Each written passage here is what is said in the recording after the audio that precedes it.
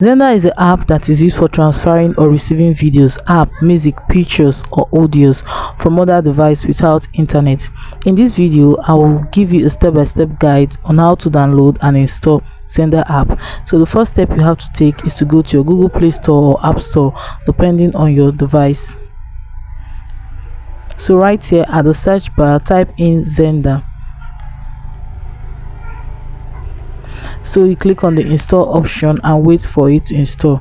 Having done that, the next thing you have to do is to click on the open option here. So you can go to your settings. So right here on your phone settings, search for your app list, search for Xender, click on the permission option here. So you have to allow permissions like your camera, because they'll be needed for you to transfer files. Your location will be needed,